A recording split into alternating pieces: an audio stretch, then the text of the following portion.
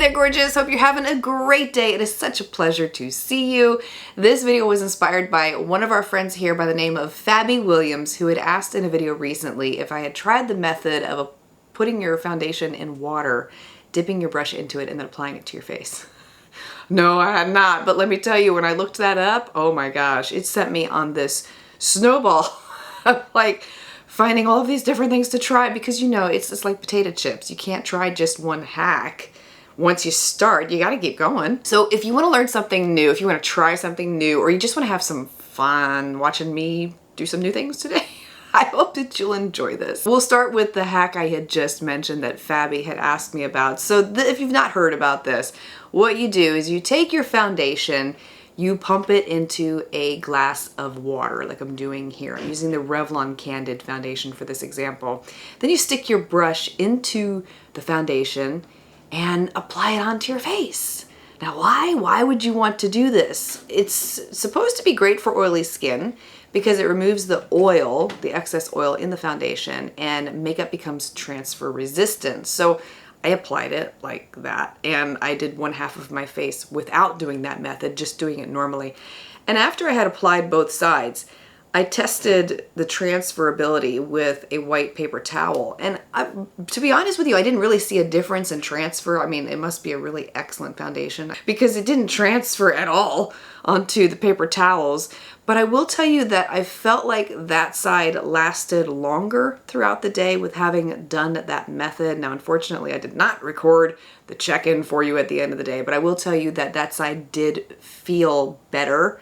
Like you could just see it held up better as opposed to the other side had a little bit more shine breakthrough on it. So it is a method that does work.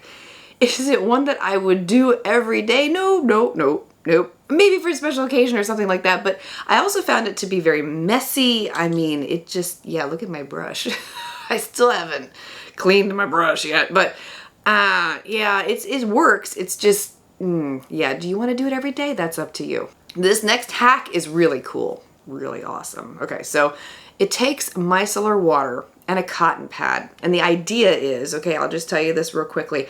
I did not have any cotton pads because I have gone to using these little reusable bamboo pads. So I have a ton of these.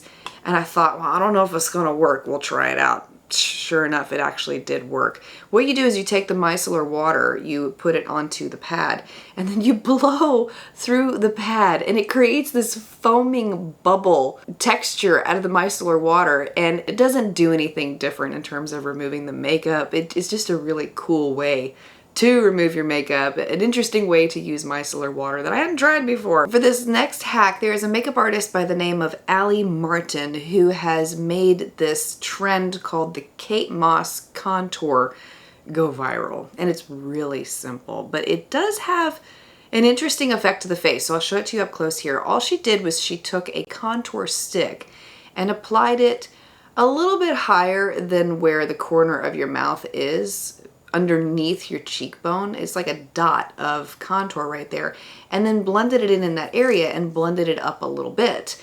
And what this does is it creates this chiseled effect to the face, and it's pretty noticeable. I mean, I was pretty amazed with how much of a difference this actually made. I mean, it's not huge, but it did make a notable difference to my face shape. So one worth trying if you want to check it out.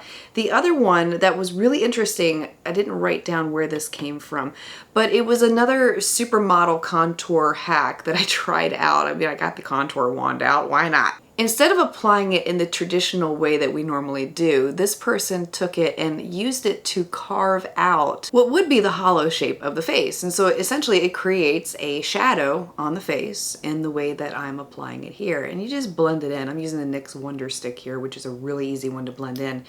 It does make a big difference. I mean, I saw it pretty instantly after I had blended it all in. It makes your face look thinner on that side. Now, I mean, is this something that you want to do for every day? Probably not. But if you had a special occasion or you were doing pictures, photography, that type of thing, I think that this could work really well. And it does give a nice shape to the face. This next one really freaked me out. I said, I'm gonna try it, you know, in the name of like research. Why do we research things? No, I'm kidding. I love research. It's my favorite thing ever. I mean, ever. But This one was a little scary. So this came from Selena Gomez, and you've probably heard about this. She took a pair of tweezers, and when she was applying her mascara to her lower lashes, she put the tweezers on the mascara wand, picked up some of the product, and then used the tweezers to pinch the lower lashes together to create these doll-like lashes on the lower lash line. Now, it really does work, and it looks pretty good. It reminds me of Twiggy a lot, honestly. But I was so scared I was gonna pull out an eyelash. I really was. I had to be so careful with this technique.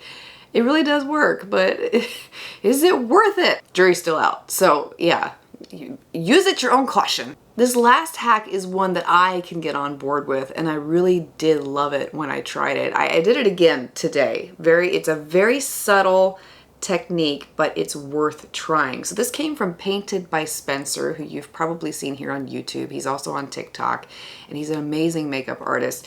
He had a tip for blending your blush up to the under eye area. Now, what I saw derived from this was some TikTokers took it to the point of mixing blush in with their concealer and applying it like that. Now, that's not what he said. He said to sweep the blush up underneath your eye area. So right into where you would be applying your concealer, sweep your blush up into that area. Why? Because it helps to counteract dark circles. And he said there was oftentimes when he was doing makeup for women and they would have these really bad dark circles, and everything that he did would not conceal them. They still would peek through. And he found that when he used a little bit of a pink, peach, or a coral toned blush, it would reflect the blue, act as a color correcting kind of thing, and get rid of the dark circles. And it's brilliant, and it looks really beautiful on the skin, by the way. It's understated, very subtle. You do not need much. Now, there were two things he also mentioned with that. He said make sure that if the blush that you're using does not have any shimmer, that it is fully matte, and you do want to pay attention to the colors. He specified pink, coral, or peach. Those are the main ones because it will help to counterbalance the black or the blue that can happen in those dark under eye circles. So I thought it was a great tip. Definitely one that I'm going to keep in my back pocket. I do love how it made the skin look. It's a very baby doll-ish kind of look, and it just warms up your face beautifully. It reminds me a lot of the one technique that I think Marilyn Monroe's makeup artist did, where he applied a little bit of blush to the tip of the nose. I think he applied it to the temples. It's no different than that. It just adds a little bit of brightness underneath your eyes, and definitely one worth trying, especially if you have struggled with dark under eye circles. Let me know if you try any of these out. Which one was your favorite today? Let me know below. We'd love to hear your thoughts on these hacks. And if you've had the opportunity to try them out, feel free to share your experience with them below as well. Thanks for being here, for taking the time to watch. I look forward to seeing you again for another video very soon. I speak love, light, peace, and joy into you and into your home. Have a beautifully blessed day ahead.